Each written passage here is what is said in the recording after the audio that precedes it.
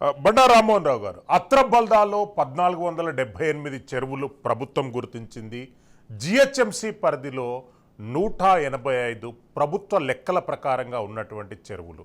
ఈ వర్షాల కారణంగా 38 చెరువులు ఎఫ్టిఎల్లో ఉన్నటువంటి ఎన్ని అక్రమ కట్టడాలు ఉన్నాయో అన్ని అక్రమ కట్టడాలను ఈ 4 రోజుల చెరువులు అనేటటువంటిది బహిర్గతం చేశాయి. హైడ్రా ప్లాన్ ఆఫ్ యాక్షన్ ఏముండబోతుంది? హైడ్రాకు ఇంతకుముందు సత్యం గారు చెప్పినట్టు అభినందనలు వస్తున్నాయి. ఎస్, కానీ కేవలం హీరోయిజంతోనే సరిపోతే రేపు మళ్ళీ ఫర్దర్ చర్యలు లేకపోతే ఏమవుతుందంటే మళ్ళీ ఆక్రమణకు గురవుతాయి. ఒకటి అర్థం చేసుకోవాలి, మన ఉమ్మడి ఆంధ్రప్రదేశ్ లో ఎన్టీ రామారావు గారు మంచి ఉద్దేశంతో చేసిన రెవెన్యూ వ్యవస్థను ధ్వంసం చేశారంటారు.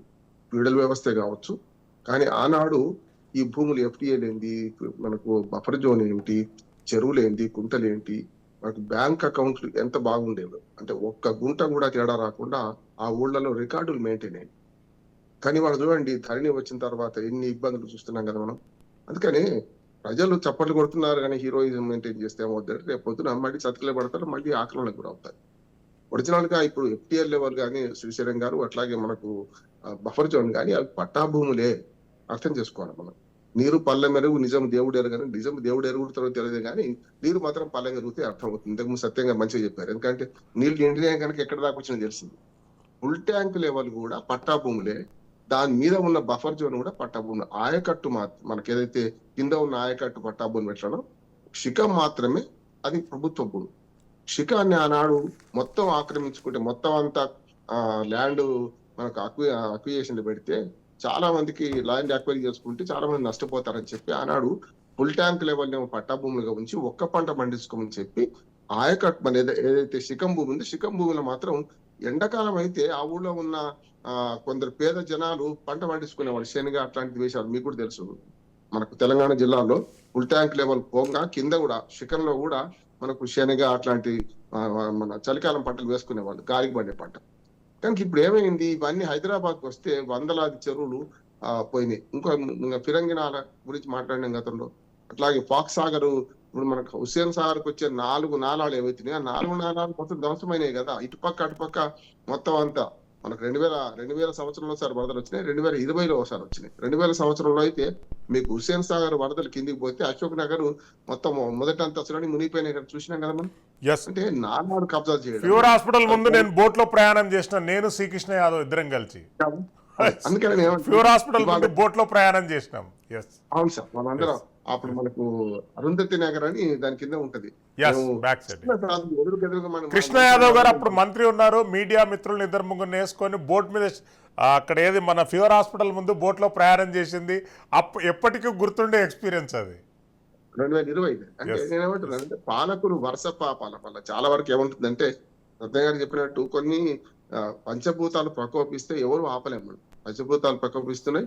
మొన్నటి దాకా కేరళ చూసినాం, హిమాచల్ ప్రదేశ్ చూసినాం, మనకు ఉత్తరాఖండ్ చూసినాం. ఇవన్నీ కూడా మానవ తప్పిదంతోనే జరిగినాయి కదా అని నేను అంటున్నాను. పంచభూతాలు ఎప్పుడు ప్రకోపిస్తున్నా ఇట్లాంటి జరగడం వల్ల. అంతేందుకు రెయినీ డేస్ అంటాం మనం. రెయినీ డేస్ చూడండి, గతంలో మా చిన్నప్పుడు అయితే మంచిగా చవితి ముసుర్లు, లేకుంటే దీపావళి అంటే అక్టోబర్ లాస్ట్ లేకుంటే నవంబర్లో వస్తుంది కనుక అప్పుడు తుఫాన్లు వచ్చేది. కనుక ఈ ముసుర్ల గురించి చెప్పుకునేవాళ్ళం. అవుట్ ఆఫ్ 120 days అంటే 4 నెలలు ఎండాకాలం, 4 నెలలు వర్షాకాలం, 4 నెలలు చలికాలం అని అనుకుంటే మీరు చూడండి, ఈ రెయినీ డేస్ 120లో కనీసం 70-80 రెయినీ డేస్ ఉంటుంది ఇది వరకు. కానీ వాళ్ళు ఏమైంది, 20-10కి తగ్గింది. ఓ రకంగా చెప్పాలంటే పరిచే ఉండపోతా, లేకపోతే మొత్తం లేకుండా. ఇప్పుడు ఈసారి చూడండి, 2 నెలలు కాలం పోయింది కదా, 2 నెలలు పూర్తిగా కాలం పోయి మొన్నటికి ఆగస్టు 15 నుంచే కదా మంచి వర్షాలు పడుతున్నాయి మనకు. అంటే ఇవన్నీ ఏమైందంటే మెల్లమెల్లగా రెయినీ డేస్ తక్కువ కావడము, ఉన్న వర్షం కుండపోతగా ఒకేసారి కూడడం అర్బన్ ఫ్లడ్స్ కు కారణమవుతున్నాయి. అర్బన్ ఫ్లడ్స్ కు ఇంతకుముందు ఖమ్మం గురించి కూడా మాట్లాడుకోవాలి మనం. ఖమ్మంలో నాకు ఫీల్డ్ ఎక్స్పీరియన్స్ ఉన్నది. మీరు నాగార్జున సాగర్ కాలువ ద్వారా పంట కాలువలు తీసే క్రమంలో ఖమ్మం పెరిగింది కదా ఊరు. ఖమ్మంలో పువ్వాడ నాగేశ్వరరావు గారి కాలేజ్ స్పష్టంగా దాని ఆరోపణలోనే చెప్తున్నాను. అట్లాగే చాలా కళాశాలలు, మెడికల్ కళాశాలలు, మామూలు కళాశాలలు, వాటి నుంచి 90 నుంచి 120 ఫీట్ల పంట కాలువ, 90 ఫీట్ల వెడల్పుతో ఉన్న దాన్ని మొత్తం కబ్జా చేసి కాలేజీ గ్రౌండ్ లోపల కలిపేసుకున్నారు.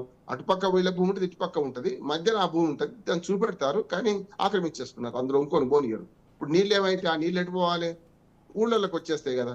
అందుకని చూడండి ఇప్పుడు ఈ మొత్తం వర్షపాతం పడ్డదంతా మనకు 4-5 ఉమ్మడి జిల్లాలలో కృష్ణ, గుంటూరు, ఇటు పోతే నల్గొండ, అటు ఖమ్మము, వరంగల్ కొంత పాటు. ఈ 5 జిల్లాలను చూడండి. మహబూబాబాద్ జిల్లాలో ఒక దగ్గర 46 సెంటీమీటర్ల వర్షం ఒక్క రోజులో కురిసింది. అంటే ప్రతి గంటకు 2 సెంటీమీటర్ల వర్షం కంటే ఎక్కువ. ఒక రకంగా చెప్పండి 24 గంటలు లెక్క పెట్టారు కానీ ఇంకా అంత లోపట్టే 10-12 గంటల్లోనే 46 సెంటీమీటర్ల వర్షం కురిసింది. మరి దీనికి ఎవరేం చేస్తారు? కానీ ఇవాళ జరిగింది ఏంటంటే ఆ నీరు పోయే ఏదైతే బుడమేరు ఉందా, బుడమేరు మీద నాకు మంచి ఎక్స్పీరియన్స్ ఉంది. కొల్లేరు సరస్సు కాంటూర్ల మీద కూడా మేము ఉద్యమం చేసినాం. కనుక మన బుడమేరు కూడా ఏమైంది, ఇప్పుడు కృష్ణా నదిలో నీళ్లు ఎక్కువ మనకు క్యూసెక్లు నీళ్లు ఎక్కువ వస్తే 1903 తర్వాత ఇప్పుడు వచ్చినాయట. వచ్చినప్పుడు ఏమైతుందంటే నీళ్లు అందులో పోతలే, వెనక దంతున్నాయి. బుడమేరు ఎప్పుడు కూడా విజయవాడ దుఃఖదాయనిగానే ఉన్నది, వెనక దంతే నీళ్లు. ఇవాళ కాదు, చాలా సార్లు 2009లో అట్లే వచ్చినాయి. మనకు రాజశేఖర గారు చనిపోయినప్పుడు అప్పుడు చూస్తే మీకు మనకు ఇంద్రకీలాద్రి పర్వతం మీదకి చూస్తే మనకు కిందికి అంతా కూడా మనకు కొత్త బ్రిడ్జ్ కట్టారు కదా, కనకదుర్గ బ్యారేజీ. దాని మొత్తం సగం కింది నుంచి నీళ్లు పోయే పరిస్థితి వచ్చింది. కానీ ఎప్పటికప్పుడు పాలకులు కొంచెం శ్రద్ధ తీసుకుంటే ఆ విపత్తు తప్పుదనే దానికి మంచి ఉదాహరణ మొన్నటికే ఇప్పుడు అటుపక్క ఇటుపక్క లంక గ్రామాలు మునగకుండా మనకు కృష్ణానది పరివాహక ప్రాంతంలో కింద ప్రకాశం బ్యారేజ్ కింద మంచో చెడ్డు జగన్మోహన్ రెడ్డి కట్టిండా ఎవరు కట్టిండ్రు వాళ్ళ పరస్పర విమర్శలు బురదరాజు పక్కన పెడితే ఒక 4-5 ఫీట్ల ఎత్తు కరకట్ట కట్టడం వల్ల ఇవాళ అక్కడ మునగలి. చూడండి సింగనగర్, విజయవాడలో ఉన్న ఇటు పక్క అంతా బుడమేరు పక్కన రామకృష్ణాపురము, సత్యనారాయణపురం మునిగింది, అక్కడ మునగలే కదా. మరి అంటే పాలకులు దూరదృష్టి ఉంటే ఖచ్చితంగా కొంతవరకు సాధ్యమవుతుంది.